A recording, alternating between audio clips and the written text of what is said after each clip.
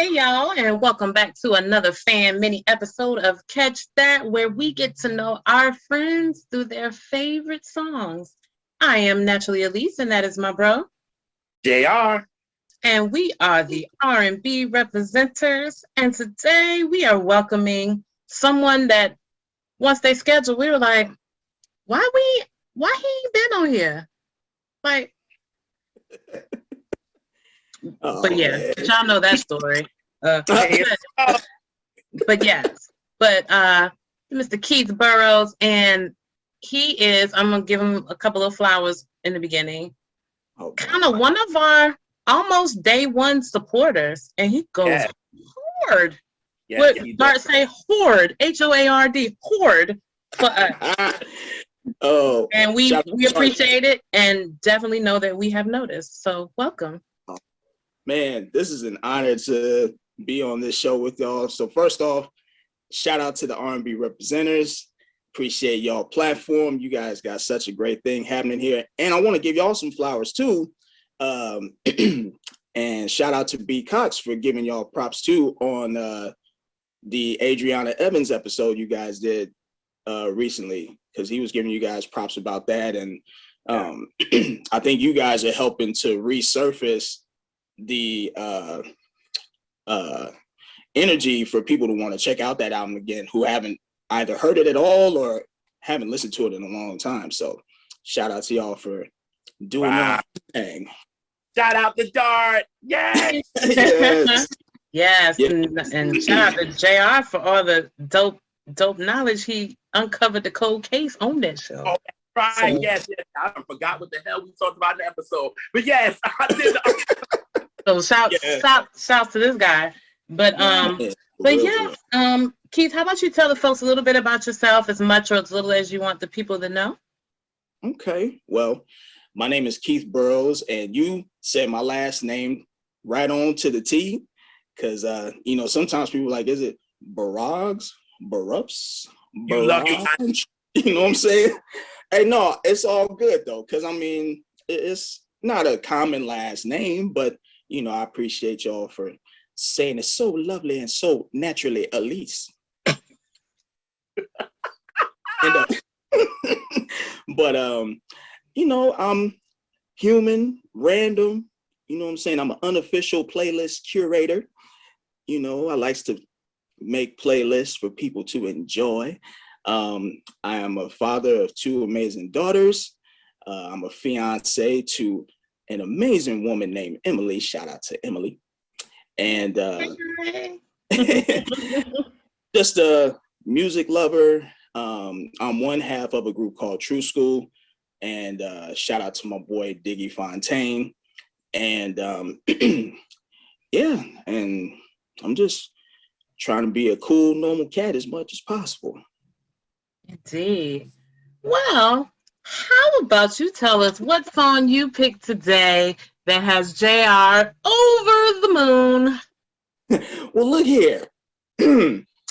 So when it was time to pick this song, I was like, okay, I had a lot of songs in mind, but I knew this one for me over time just became more significant. And it's one of my favorite songs from, as we all know, such a legendary artist that unfortunately is no longer here, but thankful that his music is timeless and just continues on. And that is Wait for Love by the one and only Luther Vandross. Yes, I said Luther. Yeah. When do you remember first hearing it? No, when do you remember first? No, she didn't. I caught that. Yes. But when do you remember first hearing the song, and how did it make you feel? So that is a great question. And when I first heard it, I honestly don't remember, because I was a youngin', or as Morgan Freeman would say, when I was a little boy, I was listening to Luther Vandross, Wait for Love. No, I'm just playing. But honestly, I don't remember when I first heard it, but I just remember my parents, rest in peace to my mom and dad, they had this in their extensive record collection. And I think it wasn't until probably maybe, I say, a few years ago that it just really started to resonate with me more and feel like I had more of a connection to it, because there was a time that, you know, I was trying to be patient and wait for love, you know, and just thinking about what Luther is saying in the song and how he's singing it. And to me, it's just a song that speaks to me. And if I were to be able to say it like he would, then I'd be like, okay, I'm good. But, you know, with Luther singing it, you can't go wrong. So I just feel like it's a beautifully written song, excuse me, and just produced very well. And to me, it just signifies as just a great love song that you can either speak to the woman you have been fortunate to be with, or, you know, your partner, or it can also speak to yourself to be like, hey, you know, love is coming, so just continue to wait for it. Like that you said the last part, because I think a lot of times when we think about love, people automatically go to romantic, even though I'm sure that this song it is about romantic, but you can process and you can apply it in different ways. It can apply to your friends. It can, like you said, to yourself. You know, it can apply, you know, in ways to, you know, if you have children or just other loved ones. So I'm glad you said that. Yes. And I'm gonna say the album that this is on, which I see right behind you, is a great album just from top to bottom, in my opinion. It's probably, besides Never Too Much and Forever for Always for Love, probably my favorite Luther album. And so I think that, okay. JR's favorite is Busybody, but now, look, I was going to say, look. Oh, I was going to go there. No, I was going there. And my bad, dog, because look, I seen the episode, okay? I did watch it, okay? But no, I was going to say, now, correct me if I'm wrong, because I know before Luther Vandross came out with Never Too Much, there was Luther, where wasn't it him and the band he was with, or it may have been just him, but he was just going by Luther at the time. Yes.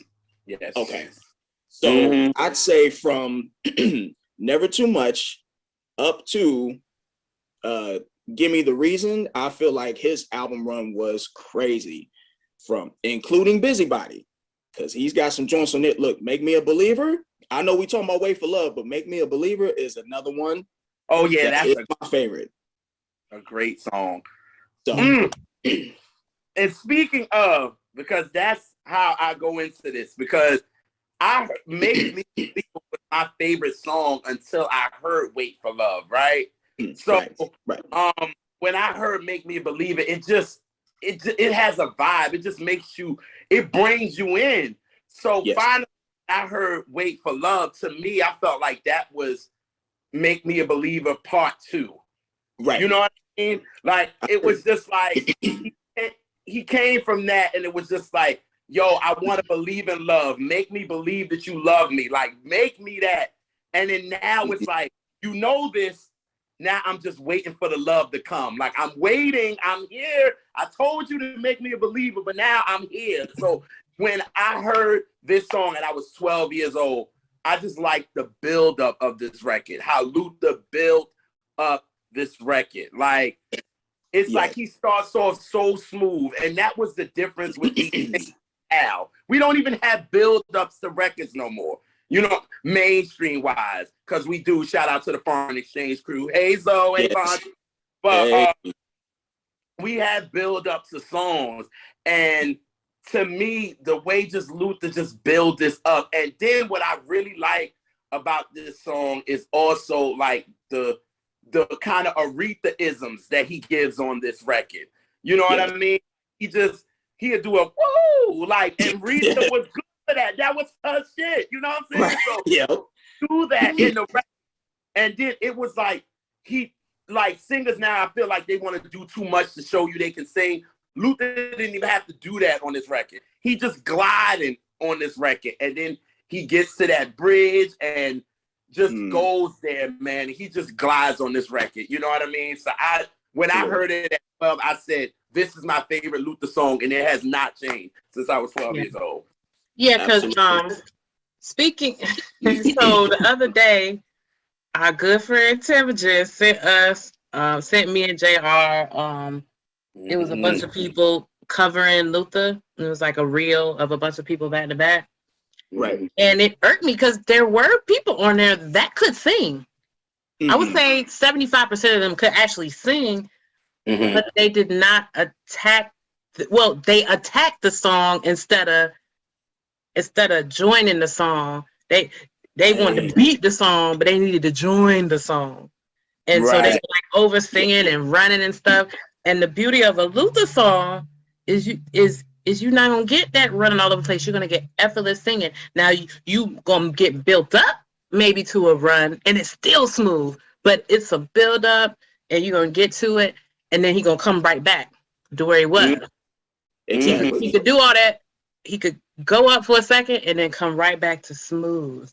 And none of those singers were doing that, even though they technically could sing, but that ain't how you do no Luther song. And he was a master at that, just being able to get in the pocket and do those special notes when it's necessary.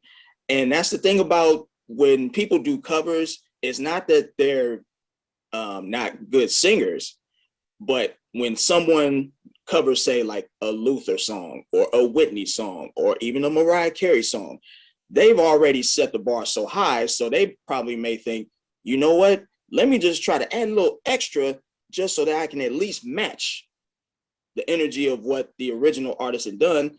And sometimes you don't really have to do that, in my opinion. I agree, because like we all know, Luther loved female voices. He loved Dion. He loved he loved, he loved those women singers back then. And and Aretha, of course, and he never tried to mimic them. You knew his influences were there, but he never tried to mimic them. Like when Luther would cover a song, it was his.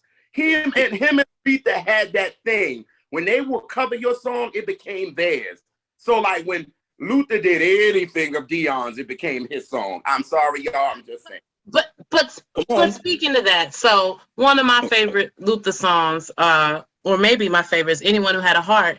But he went into it. See, a lot of singers, especially the younger singers now, if they were to cover a song like that, they're going to try to do runs and go crazy with it. Luther covered it, but he didn't go. He still sang it just as calm and made it his own without doing acrobatics. So that's an example of he covered a famous song by a famous singer, and he didn't try to go all over the place with it. He just sang it. He just sang it. He Lutherfied it. He Lutherfied it. Just y'all, like, I think even though Luther didn't like to be extra and all that kind of stuff, he just sung. Right. Only time I could say I know Luther kind of went there was when he did the House Is Not Our Home, when he did it live for Dion. And he was doing all those vocal acrobatics and doing all that just because he was just showing out. You know what I'm saying? Of course. Of course. But it's also a difference in singing something on a record in the studio and then what you do on the stage. The stage is for the extra spice where you can really, show what you can do, and the people are there for that. Right. People is there. They're not trying to leave that stadium without no, they need that. They are here. That is what they're there for.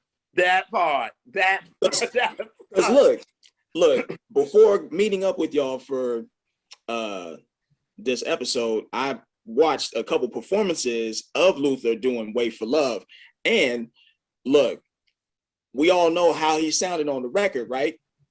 I thought he did a perfect version on the record. And then when he did it live, I was like, okay, I can see why he added a little bit extra, but it was necessary though, because he was performing live. I think the clip I had seen you put up, JR, was live at Wembley. Yes, God. Yes, God. I had seen another performance too where he like added a couple of little notes, but he still Lutherfied it. He still made it his own. And it's like he's one of the few people that I know that can do that can equally Lutherfy original material as well as covers that he makes. Yes, that Wembley performance that he did was amazing. Yeah. Amazing, man. That whole show. Oh my God. Yes. Mm-hmm. He's one of one. Look, yes. And he was sweat out them S curls with that freaking crystal jacket. I know Luther was hot, but he was singing. You hear me? Like, yes, yo. And I always, because my favorite part of Wait for Love is when it's like at the 4:20 mark. This is sad. And he does ooh, yeah. Like, yeah. You just did at least. I did. I like at 2 minutes and 6 seconds. Oh my God. Yes. I did. And I didn't know if he was going to do that part at Wembley, and he did it. And I was like, yes, Luther, because sometimes you listen to your song and somebody does it live, and it may be a little part that you want them to do. And sometimes they might change the melody, they might change this, and they don't do it. But for him to do it, and then he go, stop, wait a minute. Like, yeah. Yeah. I was like, you better go off, y'all. Oh, God. See, for that song, though, when he did it live, anything extra that he put into it, it made sense. Mm-hmm. Mm-hmm. You know what I mean? Because he's like, okay, I'm going to show y'all a little something, just in case y'all forgot, okay? Right. Then he goes, yeah, hey, yeah. Look, them curls be oohing as well. Look, man. Let me tell you something. That album cover that Elise has for the Night I Fell in Love, that's like, I want to say mid curl Luther, because that people would say there was big curl Luther and there was little curl Luther. That was like mid curl Luther. Look how he's posed on the cover. That can tell you, okay, this is about to be a serious album. I got something to say.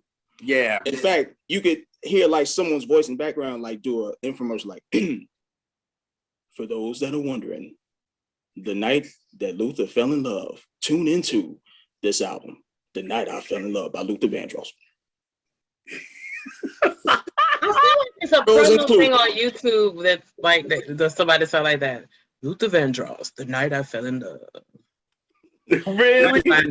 But yeah, but another thing about his showmanship is, he had kind of a cheat code, because, he'd been performing behind some of the greatest performers, singers, entertainers of our time across genres. So he had like a master class of being right on stage, of seeing what crowds need and want and how you can fit it into who you are. Because I don't know many balladeers just historically could captivate an audience in the way that Luther could do without him having to do a whole lot. Mm-hmm. Not doing a lot of moving, not doing a whole lot of talking, but he would always have the audience right in his hand, the whole from beginning to end. Oh, like, yeah. I'm sure ain't nobody get up to go to the bathroom during the Luther show. You know what I'm saying? Like, he had. It was funny because I'm sorry. Go ahead, JR. No, go ahead, Keith. I'm sorry. Go ahead. No, you good. I was going to say, from the performances I was watching of him doing Wait for Love, I noticed that towards the very end, when he does that deep note, he's like, yeah. Like, everybody just get all excited.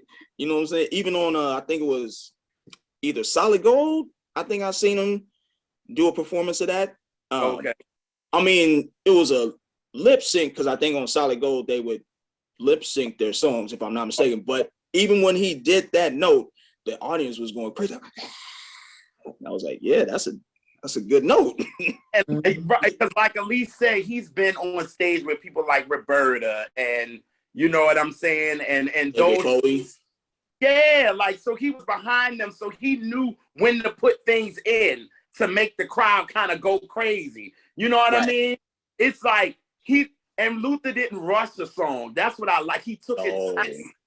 He never rushed a record. He would start you in and he would go slow and then he would bring it up and you're up there with him. You know what I mean? Right. You gotta wait for love. Wait for love. Yes, indeed. Sometimes love takes a long time. But wait for love. I'm just saying. Look, he said it in the song. Yes, he did. He said, "No one loved the way I do." The impossible. I can say for certain that is true. Look, that line right there, man. Look, I had to print out the lyrics. I had to print out the lyrics for this because, look, this is poetical. You know what I'm saying? It's poetical. Let me tell you, if Love Jones, the movie, came out in 1985, this would be a perfect song to put in that movie. I agree. I totally agree. You know, Darius Love Hall would be talking about Brother of the Night, but he'd be quoting Wait for Love at any moment. I agree. And you know what's so funny about this song? Because I had to wait for this vinyl, but I got it. It's a funny story because I got it with Elise. So Yes. I've been wanting The Night I Fell in Love is because it's my favorite Luther album and it has my favorite Luther song on it. So me and Elise with vinyl did with our friends Neil and Lauren, and we went to the vinyl shop. And you know, when you are doing vinyl digging and somebody have their row and they looking at it, you're supposed to be respectful and not, you know, not going to their stuff. Let them look, and then when they finish, then you do it. So Elise is going through hers, and I see this. I went right through her joint and went, whoop. And Elise was like, yes. She was like, what are you doing? I said, look, I've been wanting this vinyl forever. And but what's funny is not only did I have the record, I had two of the records. I just didn't know you didn't have it. You could have had my other record, but I ended up giving it to someone else later. So you was doing all this rah for naught. Look, I think what JR was trying to say, look, I will go from here to the other side of the world. Yes, I absolutely would. If only for one night. You better, Keith. You better. That was that. I like how you did that. I'm gonna go from here to the other side of the world. If only for one night I can find this record, I will play it on the night I fell in love till my baby comes home. You better. Ain't no need to be creeping. You know why? Because it's over now. The competition is done. I'm waiting for love. And you know what ain't gonna get in the way? My sensitivity. I'm just gonna leave it at that. But you know, JR's dramatic, and it is never too much for him to do the most. Never too much. But don't just because I've been working. Look, y'all, look. Both of y'all is being real bad boys right now. But hey, Elise, you know something? You're the sweetest one. Can you promise me we can stop this? Like, for real. I will once you know how, okay? I'm just saying. I'm a mess. I don't know who y'all are. We just some busybodies on here just talking. That's all. You will never find a better love. You're right. But yeah. I'm just waiting until she loves me back. Yeah. Boom. Y'all keep bringing up this busybody. This is cute. Y'all real cute, man. But yeah. Look. And then that same day, Jay was I'm still bringing it up because you brought it up, so we gonna continue to talk about it. No, Keith brought it up. He keep bringing it up, not me. No, about the record digging. And so that same day, you acted funky about another record. Oh, funky! Wow. And then he was like, "You got this already." I was like, "I got the 12 though." Oh yes. He was being real that day. Actually, there was another vinyl I took from her that he did the snatch. He's like, yeah, I saw this, and then I saw the one Secret Garden. That thing is JR, that thing right there, he's mean. No, I am not. Wait, JR, you talking about the album or the JR? No, the single. The single? Yeah. See, she has the Quincy Jones Back on the Block, the album. So it's the songs on there. So when I saw the single, I said, well, let me grab this. She was like, but I don't have the 12-inch. But I said, you have the album. John, he's real mean, and he can act real funky sometimes, but it's okay. But you know what? I think that. But yeah, so it's one other thing about this song that I don't think we touched on, and I'm surprised Jared didn't bring it up. The backgrounds. Look. Absolutely. Yes. Oh, I was gonna go there, but y'all was just with this busybody foolery. I was just letting y'all have it. No, for the record, JR, okay, for the record though, I enjoy the Busybody album. Okay. Oh, I do. That's so cute. I know, right? That's so condescending. That's so cute. Hey, Craig. For the sweetness of my love. You know what I'm saying? Look. How many times can we say goodbye? It's probably gonna be just one. Yes, my bad, G. John said, "Keep it. Never coming back." I know, right? I didn't lost my pass. Grand opening, grand closing. Give me the reason. Yes, the background vocals. You got Sissy Houston, you got Darlene Love, you got Lisa Fisher, you got and they shine on this. Like that's one thing about Luther. With Luther coming from doing background, he knows how to let the backgrounds breathe. He knows how to let them shine on the record. You know what I mean? Because there's some people that you can do a song and the background vocalists are there, but you don't pay too much attention to them. It's all about the lead. It's all about the vocals and sometimes the background. But Luther, it's like, to me, it's Luther Vandross featuring the background vocalist to me. Like, he lets them shine on it. I can hear Sissy, I can hear Lisa, I can hear Darlene. Like, I can hear their voices. You know what I mean? Because Luther is like, and I like, because we was talking about creeping, right, sis? Did we talk about, we talking about creeping. It's a part on there where Luther even laughs because he knew it sounded so damn good. He like, y'all going off. And he did like a, you know what I'm saying? Like, he laughed, you know what I'm saying? Because he was like, yo, y'all just killed that shit. Like, I don't even got to come in with no little extra vocal run. Y'all just killed this shit. You know what I mean? And he did that with Wait for Love, and he made them sound like a damn choir. Like, oh, gosh. Look, the production on that song, shout out to Nat Adderley Jr. Because I think that was like his, I want to say like production partner, at least for what, from Never Too Much, maybe up till Any Love, maybe? Hello. Say what now? Marcus Miller. Yeah, look, that bass,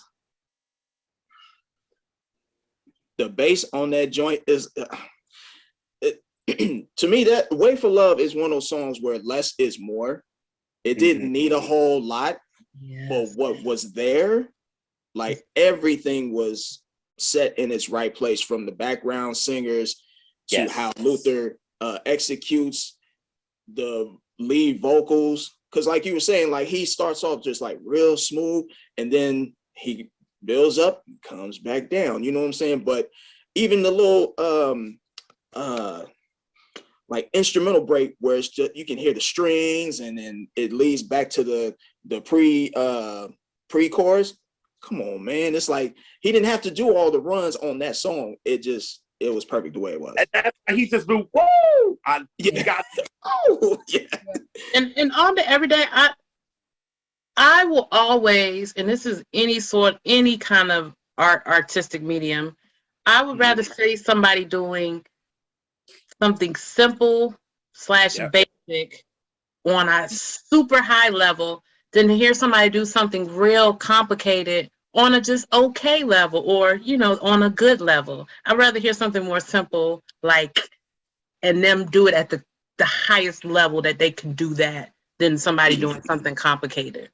Exactly. That's anything. That's from TV to art to movies, everything. Like, do the basics so well that somebody thinks, you know, just, yeah. What does Jimmy Jam and Terry Lewis say? Music is the divine art. And I feel like Luther represents that on this song. And I think like just hearing the lyrics behind it and how well he just like is so smooth and just not forcing the performance of it, to me, that's like, okay, you know what? That makes it one of my favorite songs from Luther. It's just his ability to just execute that song so good. Yeah. I just knew when I was 12, I knew this was my favorite song from Luther. And I feel like the single version, because you know they had to make it 3 minutes and 58 seconds for the single version. And it takes out everything that he was doing at the end. Because the end, like after the bridge, it's like lets loose. And the single version, they kind of cut it. And it's like, because the song is 5 minutes and 7 seconds. Sad that I know that, but yes, I'm doing it. Again, cut it with the single version, and every time I hear it, like on the radio, and it's like they have the single version, I'll be like, no, I can't do it. I hate that in the whole history of radio, the whole thing, and music, that like higher ups never trusted audiences wanted to hear a long song, because it is plenty of long songs that ended up on the radio that they didn't have no radio edit, and people listened to them and didn't turn, you know, but it always was about you. They never trusted the audience, or it was about a cash grab. So we got to put more songs in here so we get more money and all that. And I just hate in the history. So it made a tradition of that's how long songs are, instead of just letting a song be how long that song needs to be. And someone we talked to where that really resonated with me was when we talked to Zoe, and he was like, no, that song just needed to be 2 minutes. That would need to be 7, you know? D'Angelo, Untitled, How's It Feel? That song was supposed to be 7-8 minutes long. And guess what? People still wanted more. Yeah. But yeah, like it's I just wish they would just let songs breathe. Let it, like you said, where Luther didn't rush a song. Yeah. So for somebody who is that skilled, why we gotta have a radio edit? Why does that even have to exist in the universe? Now he was good at that too, because it seemed like not every album, but like almost every other album, he had a song that was probably maybe 7 to 8 minutes, or maybe a little bit longer. Like A House Is Not a Home was, I think, over 7 minutes. And then you got Superstar, which was like, what, 9 minutes? But I bet you on that radio, they played the whole damn Superstar. Yes, they played the whole damn House Is Not a Home. They knew better at that point. So if you know people could listen to that, then why not just let a song be how long it need to be, whatever it is. Yes. Those songs is 8 and 9 minutes, but Wait for Love is 5 minutes. Y'all couldn't let that ride? Like, yeah. I was just confused. I hate it. And when I hear it's some of the best back and forth with a lead and background vocal on a song, period. Yeah. We can't have it. and then you see how it just Oh, stops. one funky ass minute. One fucking minute. Yeah, that makes a difference. It makes a difference. Because I wouldn't even mind if they just be like, you know what? We can even take out a little bit of the intro, right? Because the intro is about maybe 10 seconds or whatever. Right, You can even Luther is singing and take it all the way to the end. So you still less than 5 minutes. So let's do that. But no, they gotta cut that shit to 3 minutes and 58 seconds. For what? For what? Right. For what? Exactly. Now, one thing I didn't know until doing some research for this song was that it was released as a single. I didn't realize that. And that it went to, I want to say, number 11 on the R&B charts. Yes, it did. And I was like, because I knew, I think it was what, Till My Baby Comes Home and If Only for One Night, right? One night, were the singles. But yeah, Wait for Love, I didn't realize was a single, but I'm glad they put it out, minus, them taking away, the last minute and some change. You guys were mentioning too about him doing background stuff, prior. It made me think of when he was on Quincy's Sounds and Stuff Like That album with Patty Austin. Yes. When they did what is it? I'm Gonna Miss You in the Morning. Yes. Because how he sings on that, I was like, it doesn't sound like the Luther that we would know, shortly after. Because he says, here we are, love so strong. I'm like, come on, Luther. I don't know at what curl level he was at that point, but I know the curls was just going. I'm just saying. You know what reminds me of like that? I knew Luther kind of took a little from, and I wonder if Elise agree with me with this. Nothing's Gonna Take You Away from Shaka or Naughty. Okay, wow. And when Luther's on there, I really feel like he was inspired with Wait for Love and So Amazing and Make Me a Believer. The way those backgrounds are and the way Luther is on it, I know he had to be like, because I can see Wait for Love being on an album like Naughty to me with Shaka. No, I can see that. Yeah, for sure. Okay. I can see that. Well, I could see it on there, but sped up a little bit. Not fast, but just sped up a little bit. Yeah, I can see that. That's why I want to be too crazy. And y'all look at me like crazy and be like, no, JR, no. Nah, I can totally see that. That's what I would have did. So now this may sound crazy. I'm like, now where is he going with this? No. Yes, he would have just hurt my feelings. Now this may sound crazy to you guys. Let me know if I'm wrong. I will. I know you will. So for Wait for Love in particular, right? I mean, hands down, it was meant for Luther to sing that song, how he sang it, how he wrote it, the whole nine.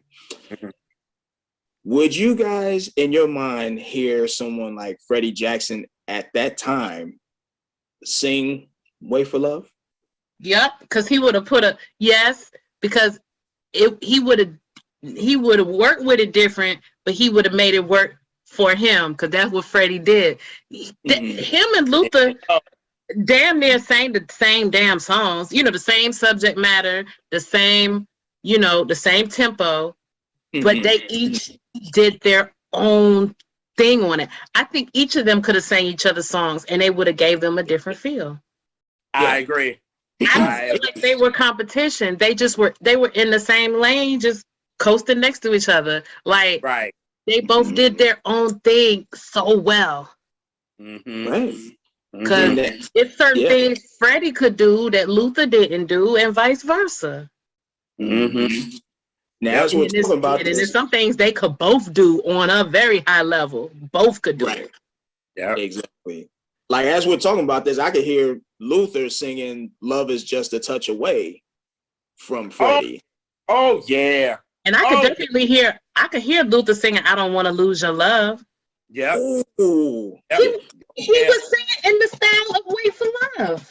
I was just about to say the same style. The same style. Yep. That's why I'm so happy you said it, Elise, because I just don't like put them in competition with each other. Because they wasn't. They were just in the same lane, but they did things differently. They attacked the song in a different way, but they bodied it. You know what I'm saying? Like what Luther could do, Freddie didn't do. What Freddie could do, Luther didn't do. You know what I'm saying? So it was just a whole switch. But you know the thing that both of them could do on the exact same level? Right. Is sing in an effortlessness way. Like they didn't have to growl and do. They didn't have to do that. They would do it occasionally, just be like, in case you forgot. But it wasn't a dog and pony show kind of thing. It was. They just were flat-footed, pure velvet singers. Yes, I agree. I totally agree. Yeah. Cause they was on stage, they weren't sweating because they was doing a whole lot. They was sweating because they had all them damn clothes. Yeah, them clothes. All them thick ass bejeweled jackets and shit. That shit hot. Right. Look, watching it made me sweat. Right, with them cotton ass fucking button up shirts under there. Come on now. Yeah. And then that's why they were juice leaking. No. Yeah. So yeah, I hate. They were singers that were on the same level, but they were different in a lot of ways, but the same in a lot of ways too. Well, agreed. Be out at the same time. And why can't you have to? I would love to have 5 and 6 and 7 and 8 and 9 people out singing at a high level. Do we got that now on mainstream? No. Oh, there it is. I love that, and people had multiple favorite artists, and they went out and bought these albums. These albums charted. They sold, so people was buying both. Yeah. They were, because they were getting a different experience with each one, but at the same high level. Yep. See, Luther always stayed in his lane. Yeah. He always stayed in his lane. Look at the cover. He's like, I'm in my own lane. My mama had Luther albums, and my mama had Freddie albums, both. And my mama had James Ingram albums, and she had, so you know what I'm saying? Everybody coexisted. Look, side note, the first James album, and enjoyed all of it. Man, look, that first James Ingram album, side note, that's my joint. Yeah. Look, I'm just saying. Y'all gonna be there. You know what I'm talking about? Yeah, Mr. Keith. Yes. This went as I expected it to. I knew it was gonna be fun. I knew that you were gonna be knowledgeable. I knew you was gonna do a little research before you came. I just knew that. And I love that. I appreciate y'all, and I had to be on my game with this because look, I've been watching y'all for a minute, and I just again love the platform you guys have been bringing to the table, and with the fan mini episodes, and just with the regular Catch That series, and like I've learned a lot by watching these episodes and just getting good humor from y'all, and y'all are just mad cool people. So I'm honored to have met y'all, and thank y'all again for allowing me to be a part of the show. Oh, absolutely. You got to do another song. Of course. I love to. I love to. Already. Bring it. Yeah. I love to. In fact, I think I have another one in mind already. So. Okay. Anytime, man. So. Yes. If you would like to be found, where can people find you? I am on Facebook at Keith Burrows, KeithBurroughs. I'm on Instagram at Keith R. Burrows, spelled the same way. And those are two main platforms on social media. And I'm on TikTok too, doing silly videos. So under there, I'm under KB3278, KAYBEE, the numbers 3278. Yeah, the boy ain't got good damn sense at all. But The boy ain't right. Look, that's why we love him.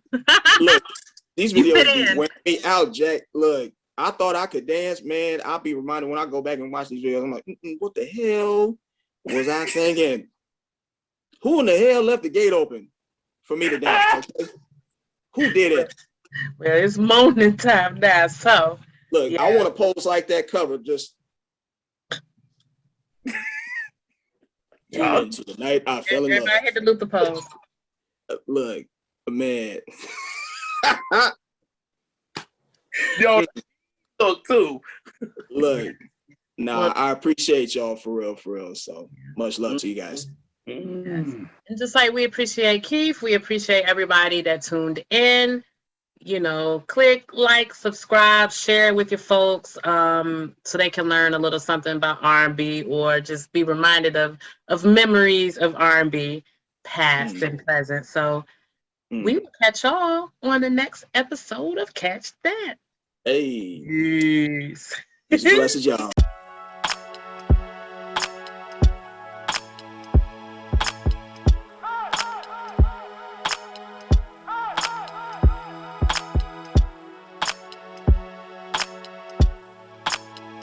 Hey y'all, and welcome back to another fan mini episode of Catch That, where we get to know our friends through their favorite R&B songs. I am naturally Elise, and that's my bro, JR. And today we are bringing back the OG of Catch That minis. She kicked us off in a very major way, and we appreciate and love her for that. And she's a very good friend of us both. It is Loryn. Hey y'all. Yeah. How's it going? Doing great. It is gloomy here in the DC area. Same. But it's fine. I actually might surprisingly curl up with a good book today. So noise. Yes. So we'll jump right into it. What song did you pick today? And when do you remember first hearing it? Ooh, okay. So Elise gave me a challenge a couple weeks ago. No, like maybe a month ago now, and said next time you or Maxine, my sorority sister, get on here, I need y'all to pick something from the last 10 to 15 years. Because y'all been giving us the Throwback Thursdays for how long now? So she's like, I need y'all to pick something. I'm like, you're asking a lot, but you are one of my dearest friends, so I'm gonna do this. And the song I picked was Girl by The Internet, featuring Kaytranada, also featuring Duran Bernard on the background vocals. That's why he's listed as a Grammy recipient. So when did I first hear this song? I first heard this song in 2015 when Ego Death came out. I can't remember if I heard it as a single or if I just listened to the album and heard that song. But what I will tell you is that each time I hear it is like the first time I'm hearing it still. 7 years later. It's just such a jam. Like I just can't even, and then everyone on the track brought their best work. This was also, I believe, Sid had gotten vocal lessons before Ego Death was recorded. That's what I have read. And so she brought her best vocals. Duran clocked in and went to work on the backgrounds at the very end of the song. Kaytranada, this is probably some of his best work. He's a very talented producer anyway. Do check out the project he did with a PG based hip hop artist named IDK. That just came out last weekend. Okay. Might get lost in the sauce because my cousin Kendrick Lamar came out with something. Problematic cousin Kendrick Lamar came out with something this weekend, so people may have forgotten about it by now. But it's a good album. Kaytranada is just truly he's truly one of the greats at this point. I love the space the production creates. It's just a lovely song about a woman who is interested in a girl who she's trying to convince to possibly leave her partner to be with her. Or maybe it's someone who is unsure if they want to be with a woman. That's the way I've read it. I've read it a couple different ways. Somebody who they're trying to convince that she is the one. Someone they're trying to convince that they don't need to be with this man they're with. Or someone trying to say, like, you know, wanting them to make a choice. It's around like this idea of making a choice, right? Mm-hmm. To be with this person, to choose to love this person. It's just the loveliest, lovely album. So I'm also probably warming up for another R&B theory, but please start with your second album before I go into that. Yeah. So it's, you know, it's kind of a dirty Mackin. Like, oh no, what's a dirty Mac song? Like like on some old LL Cool J, DMX Oh, type this is dirty Mac level. Listen, this is typical stunt behavior. I'm not typical, okay? Not typical, but it's stereotypical stunt behavior, okay? So, you know, this is a Dirty Mac song. I realize that it's a Dirty Mac song, but you know what? She ain't the first, and she won't be the last, okay?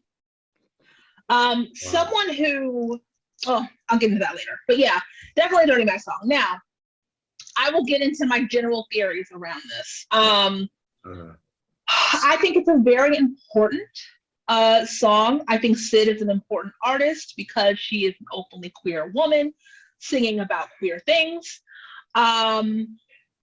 I think there's other women artists who do this, or non-binary artists who do this. Kehlani is one of them. They just put out an album too that's really gorgeous. I think most people won't get it. It's probably what the case is, but it's a beautiful album, and I'm very proud of them. So Kehlani is one artist that does that. Azion is a really, really important artist. One that I think speaks to, like, very specifically to, like, a queer femme experience, which I believe is sometimes missing, or is invisible. I think femmes often, we are invisible because we're femme, because people think that we don't look queer enough, right? That's also a thing. Who else would I put next? Janelle Monáe, obviously. She gave us an entire, you know, Dirty Computer was about her coming out story. Yep. We find that, like, the androids were actually an allegory for her journey through queerness and her journey through gender, right? Now, earlier than this, like being on the beginning of the decade, how did 2012 begin? Not begin, but mid 2012, we have a moment. We have an artist named Frank Ocean who writes this open letter about how he fell in love with a man, how the man was with somebody else. His love was unrequited, even though he knew that this man loved him too. And that becomes the basis for not just Channel Orange, but for Bad Religion, which is, again, this unrequited love theme that we see. Which is not uncommon in R&B songs, period, but certainly would be part of a queer narrative when you consider how people come out, right? And how people explore who they really are. So we have that moment with him. We have other queer male artists at the time, or similar, doing similar things in different mediums. So recently we have Nathaniel from Gerard Carmichael, who was also the narrator on Igor. Tyler the Creator's Igor. You know, we also have Tyler the Creator exploring these themes around male sexuality, etc., and his own experience with queerness. You know, we don't necessarily see these. I find that it's harder, not impossible, to find queer women also exploring these themes through their art in this very specific way. I'm not saying it doesn't happen. So that's why Janelle Monáe was so important to me. That's why hearing Girl for the first time was very important to me.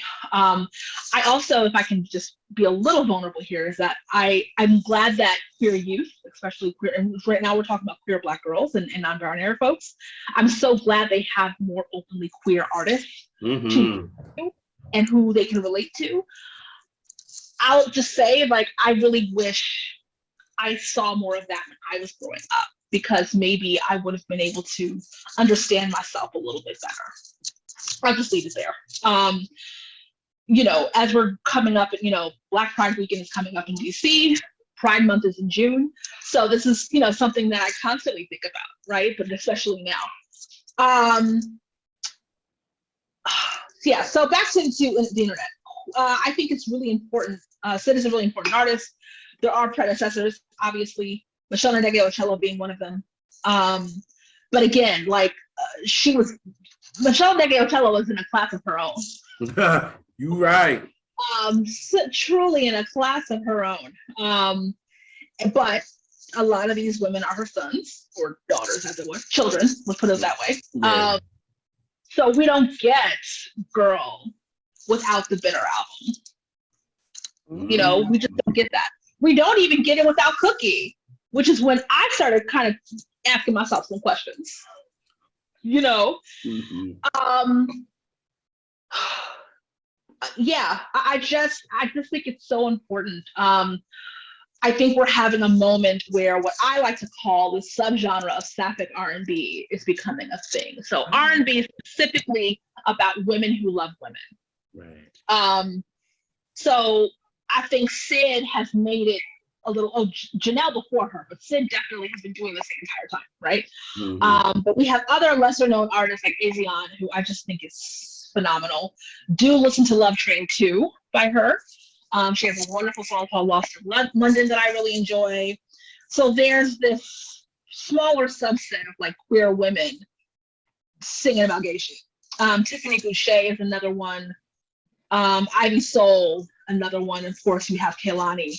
Victoria Monet as well. I don't understand how anyone missed that Victoria Monet and Kehlani were doing something. Something was going on between them. Oh, absolutely. I don't understand how anyone missed that because y'all didn't hear the Touch Me remix? I was just like, I'm like, how lost? Like, how are you surprised here? They told you. Oh, I can't. You mean to tell me she was with Kehlani before she had the baby? I'm like, y'all do not even listen to her songs. Y'all did not listen.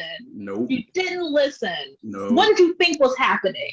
Like, yeah. And then people also hear and notice what they want to hear, depending on their comfortability or adjacency to queerness. So yeah, and this is what I mean by often queer films feeling invisible because some people do not read them as queer, and they just think that it just glosses right over them. They gloss right over it, right? Right. But even Kehlani has a sapphic R&B song with Tiana Taylor. I'm not going to make any grand statements about Tiana because that's her business. She hasn't told us anything. Right. I think a lot of it is hearsay at this point. Yeah. However, she did do this very sexy slow jam with Kehlani called Morning. And that video, oh my God. Then there's the question of the video, right? Which they really did not. What I didn't understand is how do y'all just not have them kissing at all? They didn't go there. I thought they would. Silly. Yeah. I'm like, y'all, but this is what I mean. There's this watered down, people are so afraid to just be gay.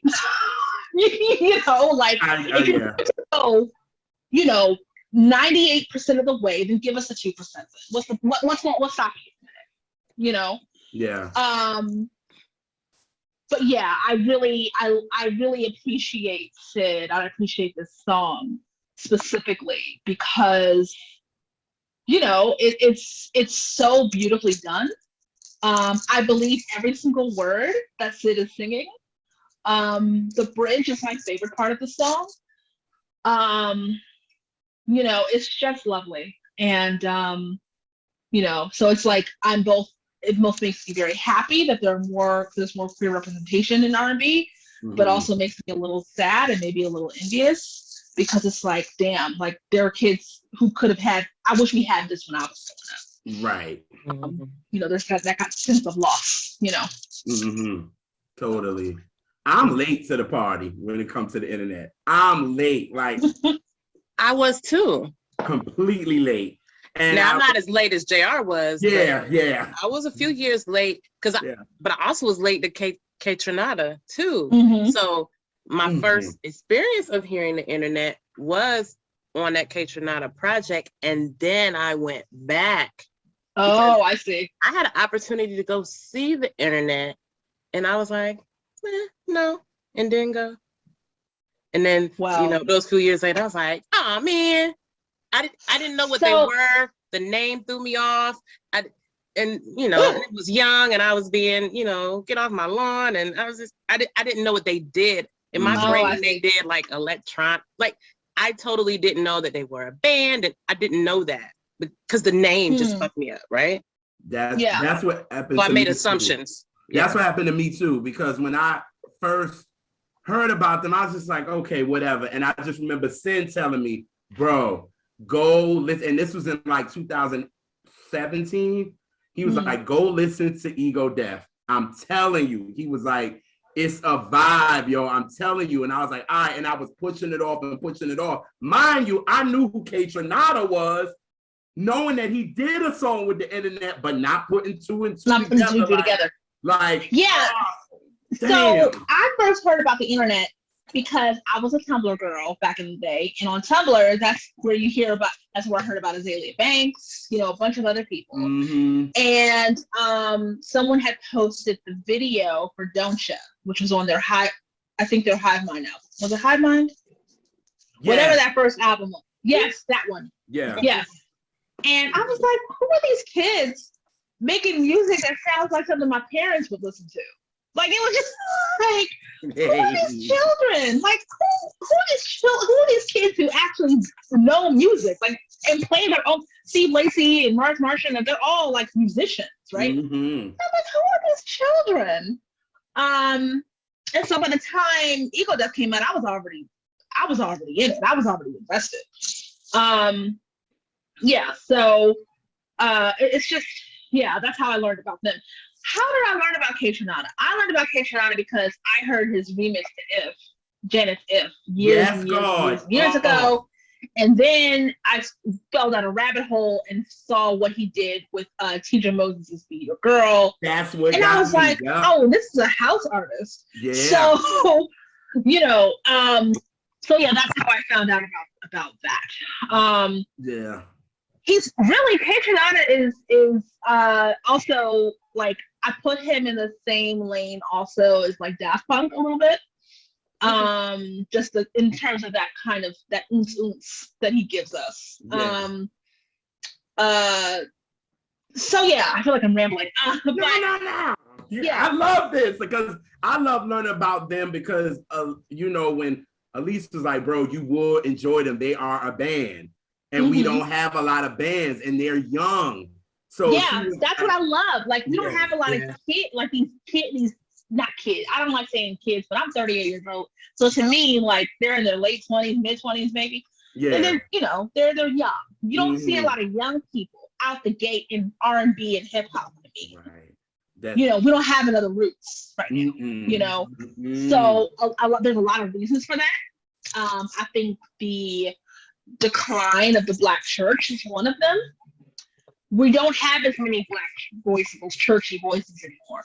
Do I think that a non-churchy voice means it's not a good vocal? No, I don't believe that at all. There are a lot of people doing that, saying like, oh, that if you don't have a big churchy voice, you can't sing, and I think that's bullshit. I agree. Because Sid doesn't have a churchy voice, but she can sing.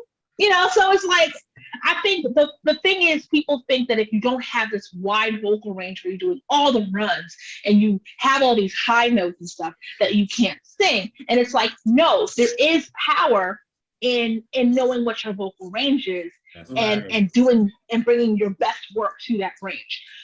Some artists don't do this. SZA doesn't do that. Yeah. So SZA has a limited range, but don't know how to work that range. Summer Walker can, SZA don't. The girl does not know how to work within that range in a way that works. Kehlani does. I think Kehlani's their vocals have gotten a lot smoother, but also they know what works for their voice. They know what kind of production works with their voice, right? Yeah. So they've gotten beyond like just giving us a vibe, right? But they've been doing that, saying people, that don't have the churchy thing can't sing, because they've been doing that to Janet for fucking 30 years. Oh, yeah. You know what I'm saying? Yeah. And and that's bullshit. You know what I'm saying? Yeah, here's the thing about Janet though. Like, somebody did the isolated harmonies, a thread of all the isolated background vocals that she does for herself. Yes, right. Indeed. And I'm like, we really do not give her, Janet, the credit for how she blends her vocals. But you want to say she can't sing. I was listening to Come Back to Me the other day, and I'm like, listen to this girl in the background. Listen, everybody wants to give Brandy that stacking with the vocal Bible stuff and stacking her vocals. Janet was doing that way before her. Where people don't give her that. I'm like, why are y'all Mariah was doing it before Brandy? So like, I'm like, why are y'all giving all this to Brandy? Janet has been doing this for years, but y'all want to pretend she doesn't know how to sing at all. Yep. So it's very frustrating. Anyway, so you don't have a lot. The internet is an anomaly because we're in a moment where less Gen Z is not going to church like that. You know, they're not under the tutelage of people who are organists, who are drummers, et cetera, et cetera. I think there are a few standouts. Anderson .Paak, we know, comes out of the church, right? Yeah. He was a church drummer for years. We know that. We even hear it in his music. Like, I'm not saying the shit is gospel. I'm saying he got some churchy shit in the music. Then like, culturally Christian becomes a thing. So Duran Bernard, also culturally Christian, right? So, you know, there's just fewer places. Then they cut music in the schools. So there's less even opportunity to gain an appreciation for instrumental music, for vocals and instrumentation, right? So there's a lot of reasons for why the internet is an anomaly right now. And also, kids aren't listening to their parents' music anymore too, to hear different stylings. Okay, I have another grand theory, not grand theory. I've been thinking through this a lot. Yes, kids are not listening to their parents' music. That is true. What's also true is that the opportunities for a reciprocal exchange of learning about music is just not happening. Nope. So I think a lot of parents, I'm surprised by how many parents do things like keep the kids from listening to their own music in the house. You know, you can't listen to Megan Thee Stallion. You can't listen to Pop Smoke. You can't listen to this and that. You know, they restrict it so much, right? And they spend so much time shitting on their kids' music and saying, I don't understand nothing they saying. Why you gotta listen to this and that? When I was at your age, I wasn't, doing a whole lot of bullshit over the music. Yeah. You know, remember how parents lost their minds over WAP? It's literally that for everything that this generation puts out, right? So there's this idea that they're supposed to either shield their kids from their music or shit on their music. Right. So that means if you spend that much time talking about how trash your kids' music is and taking no interest in learning about what they're listening to, how the hell do you expect your kid to want to learn about Earth, Wind, and Fire? That's right. Your kid's gonna be like, nah, I don't want to listen to this. You just spend 30 minutes shitting on Pop Smoke or whatever. That's true. That's true. So it's like, that reciprocal learning is lost. When I was coming up, my parents were really big on, like, we listened to oldies and stuff with them in the car. Like, I got an appreciation for, like, the Isley Brothers and Minnie Riperton and stuff.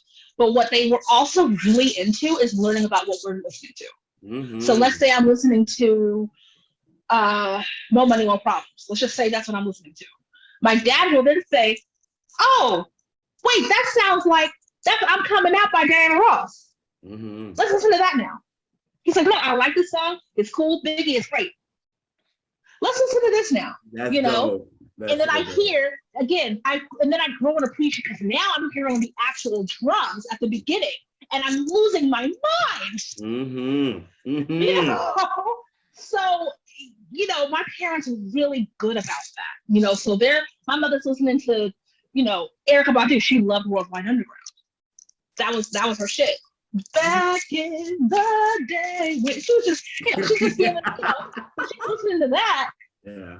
But alongside music, well, my mother doesn't like me to pick her, but alongside, you know, the Supremes and like Earth, Wind and Fire. So like my parents were so open to like, you know, if they didn't get nothing else right, they got that right. Like they were so open to hearing about what I'm listening to and making it a teachable moment.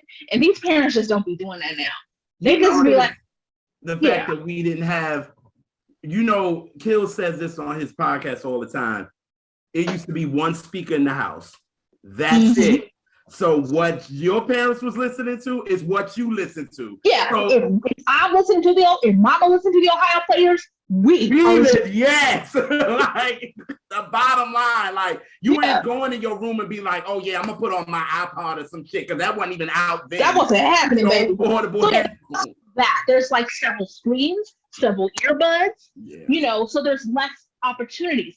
But the problem is that these parents don't want to do the work. So I'm on a thread the other day about how, you know, sometimes it's the fact that there's less church going on.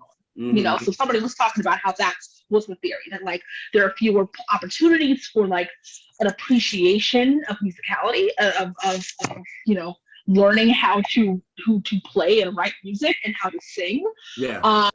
Less opportunities for learning about like vocal enunciation. So if you had to do the Easter speech or whatever, I had to do that kind of stuff. And then as I got older, I started performing my poetry at church. So now people are like, oh, why are you so well-spoken? Because I had to do the Easter speech at church. Yeah. After a while, they were like, oh, Loryn can write. Can you read your poems at church? You know, so that became a thing. But a lot of kids aren't having that experience. And then I was like, yes. And the parents have no desire to learn about their kids' music. And that's why I feel like a group like the internet and Kaytranada is needed.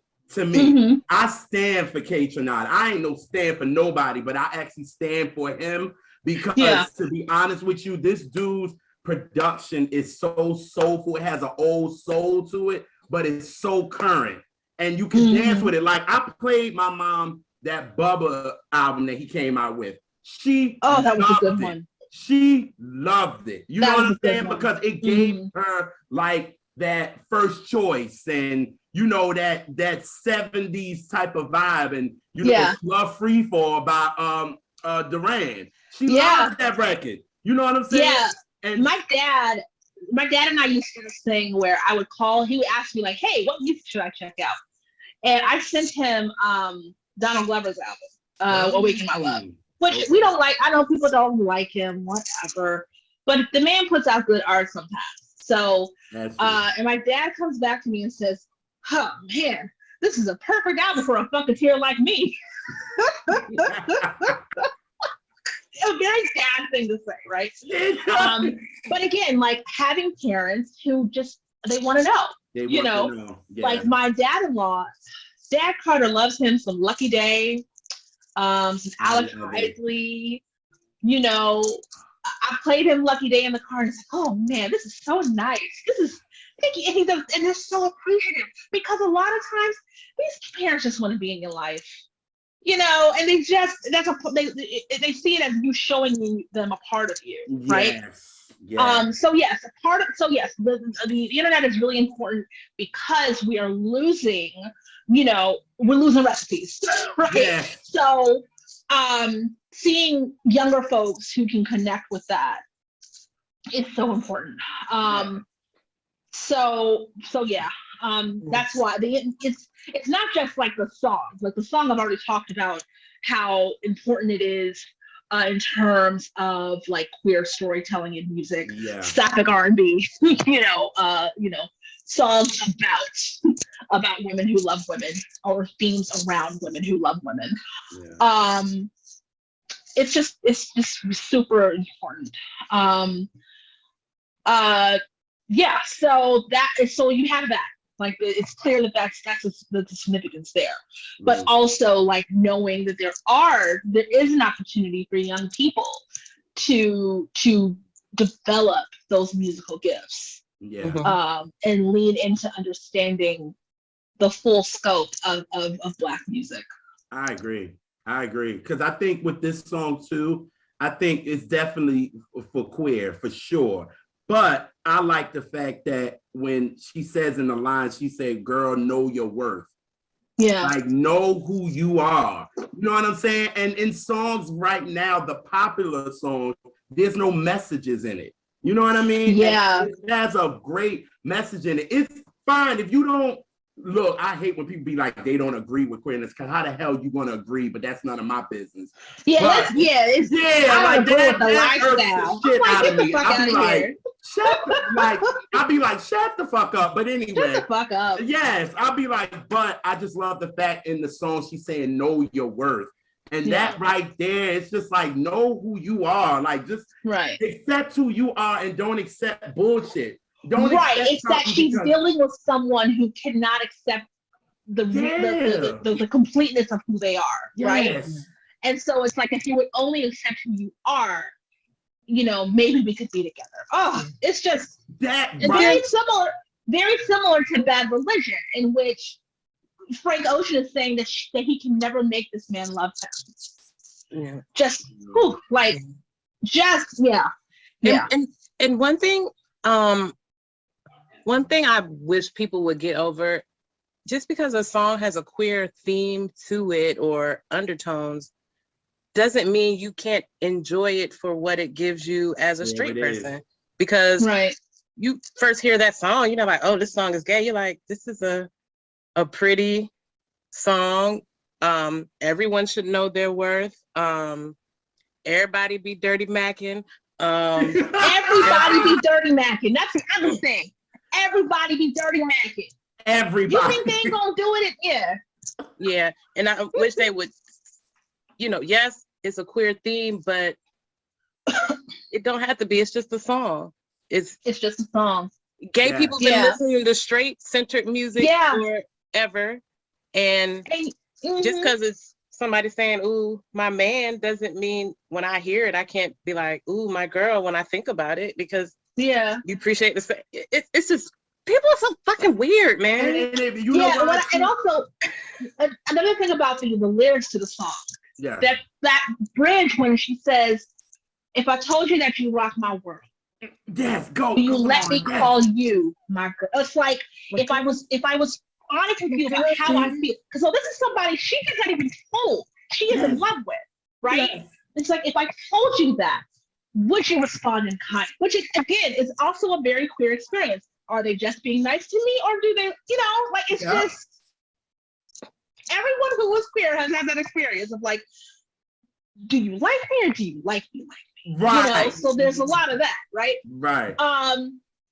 The other thing you should know is on Kehlani's album, I read this profile piece on Kehlani, and they're talking about how the record label wanted to turn the song, the duet she has, or the what they have, excuse me, the duet they have with Sid into this like big deal, right? They wanted to make it a thing, like, oh, look at this openly queer love song. Look at these people, and it's like these queer, you know, icons. And Kehlani was like, Kehlani and Sid both. I think Sid said it more. Yeah, it was about Sid's album. It was about Sid's album. Sid was like, we didn't want that. We didn't want to turn this into some big spectacle. Yeah. Yeah, Sid was like, I don't want to turn this into a spectacle. I don't want that for me. Can we just be two queer artists? Just make it. Why does it have to be about the same queer? Like, it's like, can we just? I don't want that. And it's just like a record company. That's exactly what happened to Kaytranada, though, because I think Kaytranada should be bigger than what he is. And I think they wanted him when he, quote unquote, came out. And when he came out, it was like they want to make a big thing about this. It was like every question there'd be like, the gay artist, Kaytranada, or the gay producer, Kaytranada. He was like, I'm just a producer. Like, if you like my shit, like it. And he was like, I'm not doing that mainstream shit because y'all trying to make this shit a thing. Right. And I'm not doing it. Turn it into this, like, frankly, like a corporate pride moment. Basically. And Sid said nah. Another thing, so Sid just put out an album called the Lonely Hearts Club. I believe that's what it's called. Oh, so she got Is a it new called the one Lonely? out?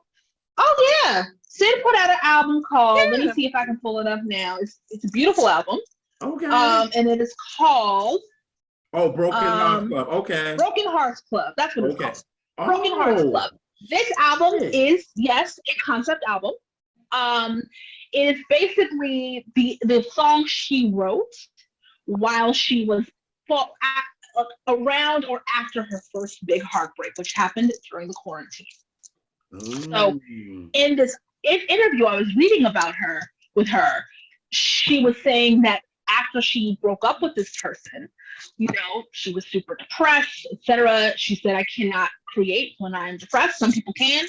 I could not. So I spent a lot of time in therapy. I was reading books. I was working out. She said by the time the album was done, she was doing 15 pull-ups in one set.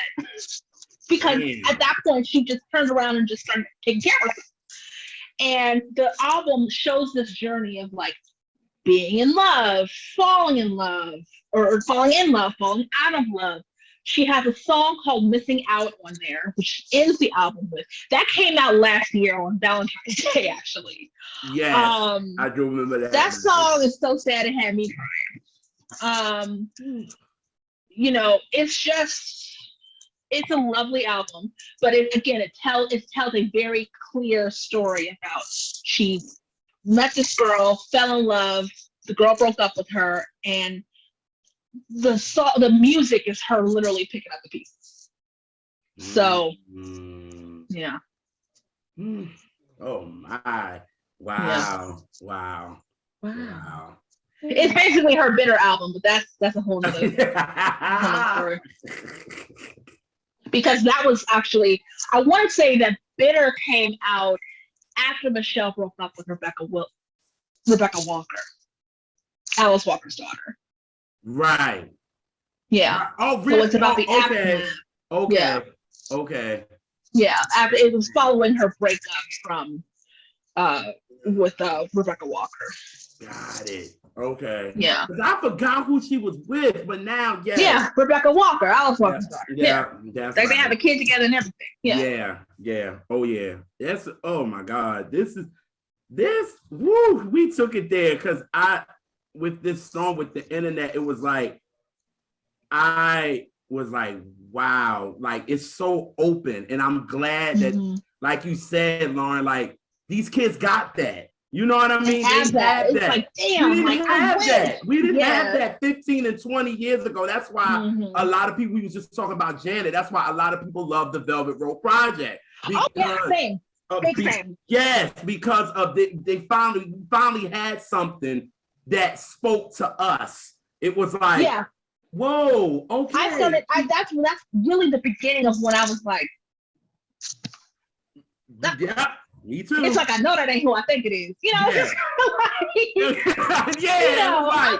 I know that ain't who I think it is. Yeah. And so it made me think about, like, that's when I really started, like, is that a thing? Because of course you grow up thinking, you know, all queer women look a certain way, right? And then it's like, you mean you can look like that?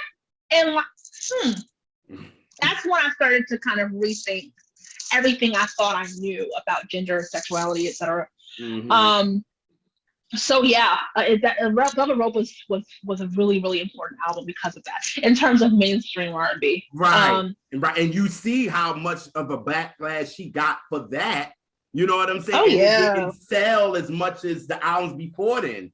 You know what I mean? So then to have this group now, to have the internet, and to have them talking about things like this, and it's kind of being accepted a little more than normal. And for her to have this song, it's just a great song. It's like, it's a great it doesn't song. even matter about the queerness, like Elise said. It was like, this is a great song. Kaytranada's production. It's like, you're in a trance and you don't want to come out of it. That's how it feels. The song feels like a trance. Yes. It's like you're the whole joint, and Sid is just riding it so beautifully. Yeah. And it's like, you hear Duran's background vocals on it. Everything is just working. Like you said, everybody brought their shit to this record. Like, everyone, it's not a love ballad moment. No. Where he said, "Here, nigga." Like yeah. Right. He still nailed it, right? Yes. It's just like a beautiful song. Like, it's just dope. You know what I mean? And that's why it was definitely, once I listened to the album and went back to Elise, was like, yo, this song is dope. And she was like, yeah, it's really lovely. I was trying to tell you, and then Sin told me the same thing. Like, I've been trying to tell you this, you know what I mean? So for the last, actually, because I finally got on the internet like in 2018, 19, I finally got on it. And this album here, like, Getaway, how they opened it with Getaway is my joint, you know what I'm saying? Under Control, which was a single, which I missed that, you know what I'm saying? So then to get I remember when I was obsessed with Under Control. I still kind of am, but like I would not stop playing or talking about it. I love that song. I love Special Affair. It's such a good Special Affair. Oh my God, yes. We've gotten to a point where we have enough in the category of sapphic R&B where you could create a lesbian slow jams album or playlist. You could. In fact, I may or may not have one that I can share with you. So. You know, it's just I love this. You know, when you see this, and I see the younger generation, it's like I love this for y'all. Yeah. I love this for y'all. Y'all have they have no idea how good they have it. They don't. In some ways, right? They don't. And it to be so accepted now, and it being mainstream, that's what's so crazy. Like, it's mainstream, because 10 years ago or 15 years ago, you would never. Never. Said, like Janelle Monáe, she was like literally like pushing that edge with the Android, which we didn't kind of know until Dirty Computer came out. And I was like, now wait a minute. And then I went back, was like, oh, Janelle. Yeah, and she even said, like, you know, she did that big Rolling Stone cover when she comes out as pansexual, and she talks about how the Android was her kind of trying to work through. It became an avatar for her trying to work through her queerness. So as a queer allegory, it's kind of dope. You know, it shows us right away that she knows how to tell a story. That's also why I need to read her book. She has a book now called I can't remember what it's called now, but yeah, she now has a book as a companion or as a follow-up to Dirty Computer.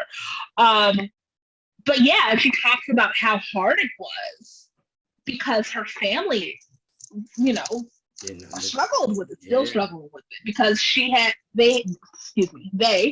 her pronouns are she, they, so I'm trying to get better with using they though. But they had their mother on Red Table Talk when they came out as non-binary. Yeah, and the mama is still struggling with it. Wow. Okay. Their mama is still struggling with it. Okay. You know, there's a sense that, like, you know, I love my mom. She don't understand this about me. You know, so I understand why it takes so long, because, like, beyond like just the pressures of the business, then you have to deal with family who just don't get it, or who've been trying to motherfuckers. Family is fucking evil. Yeah, and like parents who try to suppress it. Hello. Yes. You know, then they think it's an indictment on their parenting, because of course this moment has to be about them, right? Right. Oh yeah, I really feel for people who it took a minute, but it took a minute because of outside factors, not because of what they didn't know about themselves. Exactly. But yeah, like, I think we're gonna look back on these moments of, like, you know, there are fewer queer icons, for instance, and I really think it's because this generation, ours too, so many of them before us paved the way, in which you had to have a David Bowie and a Grace Jones, etc. You had to have that. But now it's like they have created a space where we can all become our own queer icons, you know, where they can kind of create their own narrative and ways to tell their own story, etc. Right. So that's, yeah. So it means, the internet, Sid, a lot of her other counterparts also doing these like queer or sapphic R&B songs or albums, are really doing, I believe they're doing the Lord's work. So. Amen. Yeah. Amen. I agree. I totally agree. And really, it's Lord with an E. Lord is an omni Lord. They're doing the Lord's work. So. Yes. Yes. Yes. I think that's good to end it on that note. Yes. They are doing the Lord's work. Yes. Mm-hmm. Yeah. Powerful, y'all. Woo. Yeah. Come on. Yes. This was great. Yes, it was. Loryn had kind of warned me, warn you. This was kind of where we were going to go with it. And I was I didn't even know, but I should have knew with Loryn. I should have knew. I'm gonna get on here and be a nerd, like y'all. Yeah, I was like, you already know I'm here for that. So yes, but thank you. But because these are the type of conversations that me and Loryn have like casually. All the time. Yeah. All the time. You know, we go there with everything. Just it's just what we do. Yeah. Yeah. You know, at least I didn't get on here and talk about, damn, men ain't begging anymore. You know, I decided that's, y'all heard enough of that. So, you know, multi-dimensional person. So, like, so yes, if you would like to be found, Miss Loryn, how can people find you? And if you have anything coming up interesting, also feel free to share that. Sure. LW Carter on everything. L like the magazine, W Carter like Knowles Carter. So yeah, LW Carter on Twitter, Instagram. You can find me there. Excellent. Well, we appreciate you as always. And we appreciate everybody that tunes in every week. And just hit like and subscribe, share it with your people. You know, if you want to come on and talk about a favorite song that means something to you, hit us up in the DM, wherever. We out here, we everywhere. So just hit us up. We ain't funny acting. Well, no. JR is a little bit, but I watch it. See, I knew it. I didn't get a single dig in the host. I had to do something. You did, so I'm glad. I am who I am. But no, like we said, we appreciate y'all and, you know, keep this party going. We love y'all and we'll catch y'all on the next episode of Catch That.